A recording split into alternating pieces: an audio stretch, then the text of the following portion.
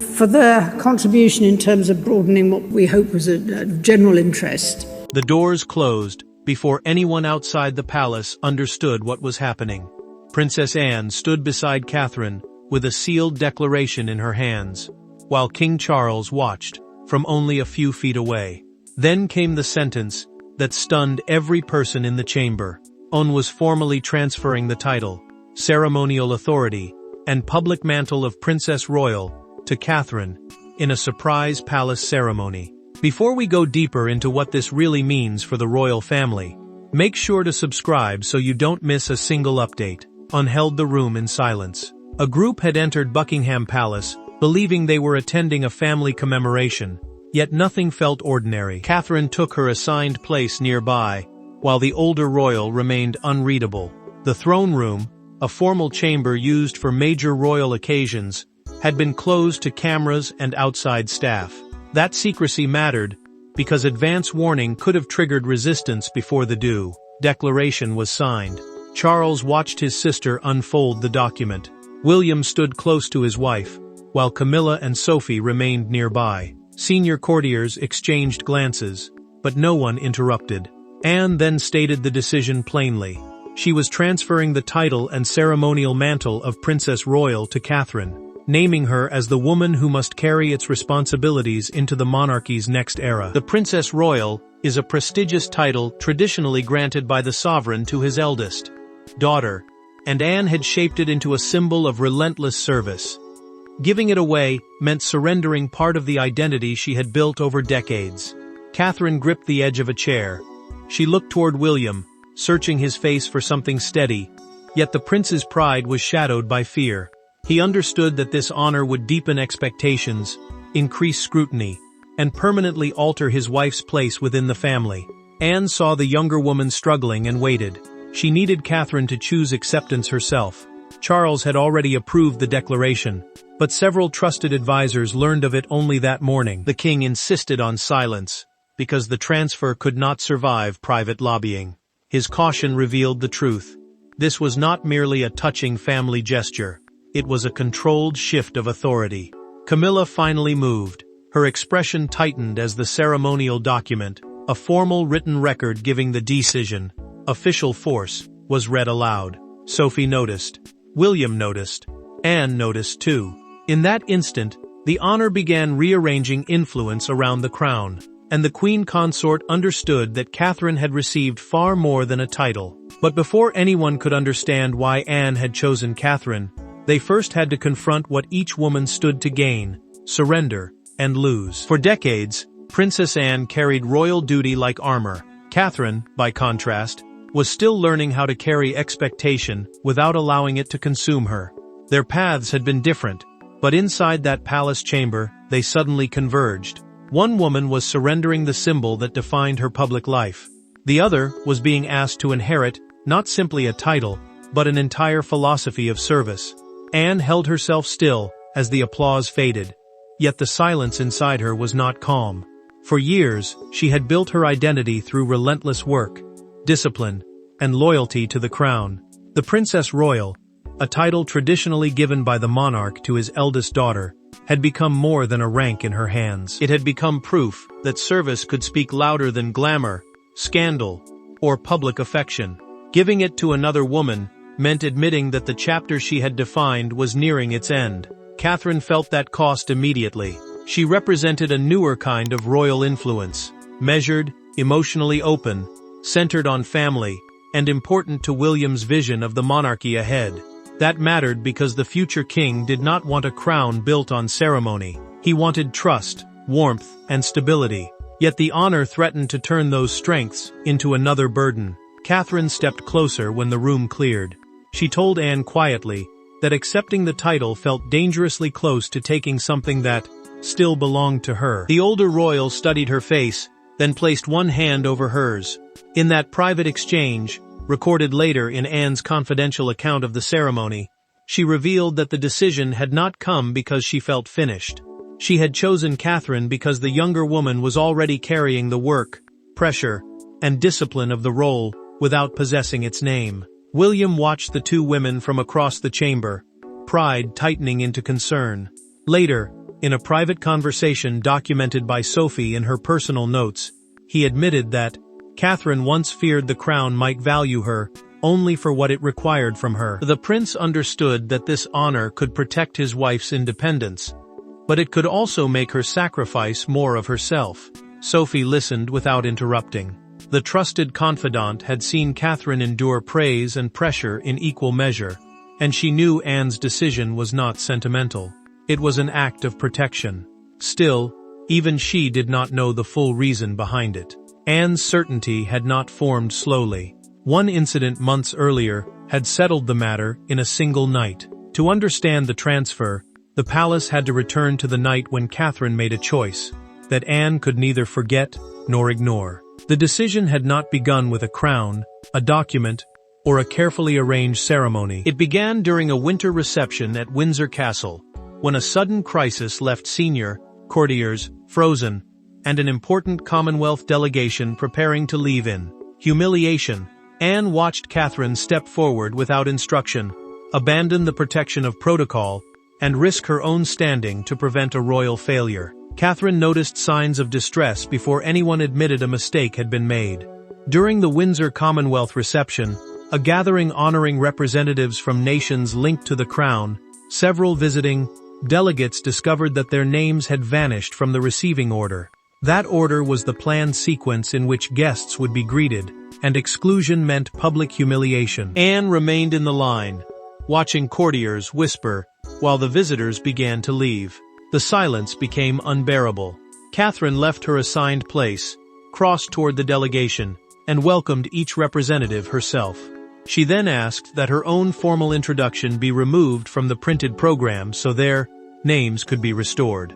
A senior official stepped close and warned that changing the program without approval could be treated as disobedience. She did not retreat. She answered that protecting human dignity mattered more than protecting the palace from embarrassment. Anne followed every word. The older royal had spent decades watching protocol used as both shield and excuse, yet she had rarely seen someone risk royal approval for people who held no influence inside the rolls. Catherine understood the danger. One complaint could have branded her impulsive, difficult, or unprepared. Still, she stayed with the delegation until every name was announced. Anne confronted her later in a quiet corridor. Catherine expected anger when the princess blocked her path and asked why she had acted without permission. The younger woman answered that leaving those guests unseen would have betrayed everything the reception claimed to honor. Anne's expression softened. In a conversation recorded afterward in her private account, she revealed that she had never witnessed anyone choose service so quickly when obedience offered the safer path. That night, Anne opened her red dispatch box, a locked case used by senior royals for confidential papers, and wrote one sentence. She understood service before permission. She placed the note inside and closed the lid. Months later, that same box would carry the proposal transferring her title. Charles would not accept it easily. When Anne finally placed the document before him, the king saw not a tribute, but a challenge to the balance of the monarchy. Anne had chosen her successor in her heart, but turning that conviction into royal reality meant facing the one person capable of stopping her. Charles did not raise his voice when Anne placed the proposal on his desk. That made the silence more dangerous. He read the first page, removed his glasses, and set them beside the document with deliberate care. Then he asked whether his sister understood what she was demanding. Anne pulled the chair closer, sat directly opposite him, and answered that she understood it better than anyone alive. Anne had requested the meeting at Sandringham, and refused the presence of private secretaries. She wanted the matter treated as a family decision, before it became a constitutional one. A constitutional decision, in this context, meant a change affecting the crown's formal structure and public authority. Charles understood why that distinction mattered. Once officials entered the room, emotion would be buried beneath procedure, and his sister wanted him to answer as her brother first. Charles warned that transferring the Princess Royal mantle to Catherine would not be seen as affection between two women.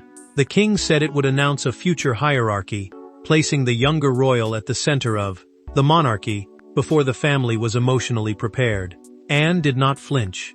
She told him the crown had mistaken hesitation for wisdom too many times, and delay had often protected discomfort rather than duty. Anne leaned forward and spoke sharply. Catherine, she said, was already carrying the pressure of the future without the institutional protection that should accompany it. Institutional protection meant the formal authority, backing, and status that shielded a working royal from internal resistance. Charles looked away. The criticism struck because he knew the younger woman had absorbed expectations that no announcement had acknowledged. Charles pushed the folder back across the desk. He said he would not approve a decision built on sentiment. Anne immediately slid it toward him again and placed her handwritten Windsor note on top. She understood service before permission.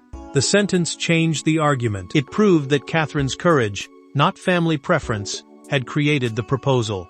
Anne then disclosed, through the meeting record later preserved in her private papers, that she had already consulted William, Sophie, and senior legal advisors. Charles stared at her in disbelief. The plan was no emotional impulse. It had structure, support, and a path toward execution. Charles finally agreed to consider it, but his question exposed the conflict ahead. Had Camilla been warned? Anne answered no. The queen consort had been deliberately excluded because she might recognize the transfer as a loss of influence before anyone else did. The proposal had survived the king's resistance, yet its greatest danger now came from the person who understood exactly how much influence the transfer could remove from her hands. Royal power is rarely announced when it first changes hands. It moves through seating plans, private audiences, sealed papers, and decisions made before the public ever sees a ceremony. Anne's proposal was presented as an honor for Catherine, but Camilla understood its deeper meaning immediately. The transfer would make the future queen more than William's partner. It would give her an independent symbol of authority. Camilla found the change buried inside the confidential royal schedule. She read the unfamiliar entry twice, then stopped at the words, "Private Transfer Ceremony." That schedule was the restricted plan listing engagements, participants, and formal decisions before they became public. Its secrecy mattered, because access meant influence, and she had been denied both. The queen consort understood that the princess royal title carried enormous symbolic weight, because Anne had turned it into a mark of endurance, reliability, and service, rather than simple closeness to the sovereign. Charles watched her remain silent. When Camilla finally asked why she had not been consulted, the king chose every word carefully. He told her the honor belonged to Anne to propose, and Catherine to bear. She heard the boundary beneath his answer. The monarch was not merely defending his sister, he was acknowledging that the future queen would receive authority that did not depend on either her husband or the reigning sovereign. Sophie had already helped shape that authority. In planning notes preserved for the ceremony, the trusted confidant worked with Anne to define the practical responsibilities Catherine would inherit, including long-term service commitments and independent patronage leadership. The Duchess of Edinburgh had supported the plan from its earliest stage because she believed the younger woman needed protection from palace pressure, not another decorative role. Her quiet involvement revealed how far the loyalties had shifted before Camilla discovered them. William had also imposed one condition. During a private conversation recorded in Anne's planning account, the prince insisted that Catherine must be free to define the title, rather than copy every detail of her predecessor's life. Anne agreed. She wanted continuity, not imitation, and he wanted his wife strengthened without being consumed. Camilla closed the schedule and decided she would not oppose the ceremony publicly. Yet her restraint carried no warmth. She withdrew from the final preparations, shortened her conversations, and left Catherine facing a silence sharper than criticism. Everyone near her understood that the coldness was deliberate. The younger royal noticed the distance before the declaration was complete, while Anne recognized the fracture her decision had opened. The title had not yet settled on Catherine's shoulders, and already the palace was dividing into those who saw renewal and those who felt themselves being left behind. The applause inside the throne room lasted only seconds. The consequences began before the final echo faded. Catherine stood beside Anne holding the signed declaration, but across the chamber familiar faces had become difficult to read. William moved toward his wife. Charles remained near the dais. Camilla turned away first. In that single movement, the honor revealed the emotional price the palace had tried to conceal. Catherine entered the adjoining reception with the declaration still in her hands. The private gathering had been arranged so the family could congratulate her and formally acknowledge Anne's decision away from public scrutiny. That mattered because royal approval was not merely personal warmth. It signaled whether the new order would be accepted inside the institution. Around them, courtiers began revising ceremonial documents, patronage arrangements, and precedence notes. Precedence notes are official guides, deciding where royals stand, sit, and appear during formal occasions. So every amendment turned Anne's emotional gesture into operational reality. Catherine approached Camilla before the silence could harden. She admitted that the announcement had shocked her and said she hoped the honor would not create distance between them. The queen consort offered a restrained congratulations, lifted an untouched glass, then placed it down and walked away. Catherine remained still. The rejection was controlled, but its meaning was brutal. Anne witnessed the exchange and felt anger eclipse triumph. She had acted to protect the younger woman, yet her decision had placed Catherine at the center of a rivalry she never requested. The older royal moved closer, but William reached his wife first. He spoke softly, reminding her that coldness could not erase what had been entrusted to her. Charles drew the prince aside moments later. In a private conversation preserved in the king's meeting record, he revealed that several advisors had urged him to delay the ceremony. They feared the transfer would suggest the crown had already chosen which royal woman represented its future. William answered without hesitation. Public trust and years of service had already made that choice, he said, and refusing to acknowledge it would have created a deeper conflict. The king heard the certainty in his son's voice and understood that delaying change would not restore unity. It would only expose fear more clearly. Catherine eventually slipped from the reception alone. Anne followed through a side door, dismissed the waiting aides, and closed the distance between them. The older woman no longer looked ceremonial or composed. She looked determined to explain why the title had never been the true gift. Away from the documents, the witnesses, and the strained congratulations, Anne and Catherine finally faced each other as two women rather than two royal symbols. There were no aides in the small palace sitting room, no cameras, no prepared words. Anne closed the door herself and watched Catherine struggle to maintain the composure expected of her. Then the older royal removed the ceremonial brooch from her own coat, placed it on the table between them, and admitted that surrendering the title had hurt far more deeply than she had allowed anyone to see. Anne kept her hand beside the brooch, as if letting go too quickly might erase decades of sacrifice. She explained that the princess royal title had become a shield after years of scrutiny. The title, traditionally granted by the sovereign to his eldest daughter, had allowed her to define herself through service when the public preferred to judge royal women by marriages, clothing, and rank. Her work had given her control over a life constantly interpreted by strangers. Catherine understood that defense, because she had built one of her own. She admitted that discipline often became the only bridge between private fear and public responsibility. When anxiety demanded retreat, duty required calm. When family pain made her feel fragile, the crown expected steadiness. That conflict mattered because accepting Anne's mantle could strengthen her place while demanding even more of the woman beneath it. Catherine looked at the brooch but did not touch it. She confessed that the transfer might make Anne feel erased, and that wearing the symbol could appear ungrateful to the woman who had given the role its modern meaning. The younger royal feared celebration would turn another woman's sacrifice into her own success. Anne answered through the private account later recorded in her ceremony notes.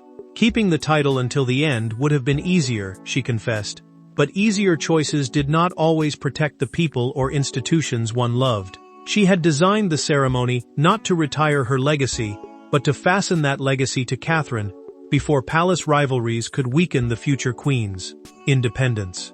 Catherine finally lifted the brooch. Instead of fastening it herself, she placed it back into Anne's palm and asked the older woman to do it.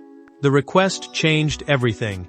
Anne stepped closer and secured it carefully, turning an institutional transfer into a promise of trust between two women who understood the cost of being useful to the crown.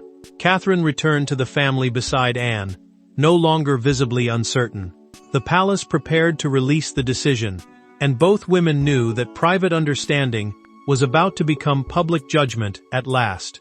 The private promise had been made, but its true force would only become clear when the doors opened, and the public learned what Anne had done. By sunrise, the secret that had been guarded inside Buckingham Palace belonged to the world. Phones lit up across Britain. Broadcasters abandoned their scheduled programs. Newspaper presses ran through the night. Yet one image captured the public's attention above every headline: Anne fastening her ceremonial brooch onto Catherine, while the future queen lowered her head in silent gratitude. Buckingham Palace released the signed declaration beside an official photograph and a statement explaining that Anne had personally requested the transfer as an act of continuity between generations. The declaration was the formal written announcement, giving public force to the decision. Its wording mattered because it denied any suggestion of removal, defeat, or pressure. This was presented as a deliberate passage of duty from one woman to another. Commentators filled the morning broadcasts with competing judgments. Some called the ceremony modernization. Others described it as succession planning, the preparation of roles before the next reign begins. A sharper group saw something more dramatic, a reordering of female authority within the royal family, with Catherine now holding a symbol that belonged to her independently of William. Catherine read the first headlines at Kensington Palace beside the prince. The scale of attention made her feel exposed, as though a private promise had been pulled into an argument. William reminded his wife that the public understood the honor had been earned through years of service. Still, she worried that celebration might erase Anne's sacrifice. Unheard that danger for herself when a radio presenter questioned whether she had been pressured to step aside. She immediately instructed the palace, through a recorded call to her private secretary, to state that the choice was entirely her own. The older royal refused to let sympathy turn her decision into weakness. Outside Buckingham Palace, the moment became unmistakably public. The fictional London Chronicle carried a full-width image of Anne fastening the brooch. Beneath the headline, "The duty passes on." Crowds gathered at the gates, carrying flowers and handwritten messages for both women. One note simply read, "Thank you for trusting the future." Charles then authorized the release of Anne's Windsor note. The king understood its power. She understood service, before permission, revealed that Catherine's defense of humiliated Commonwealth guests had inspired the transfer, replacing speculation with a story of courage. Celebration spread, but one reckoning remained.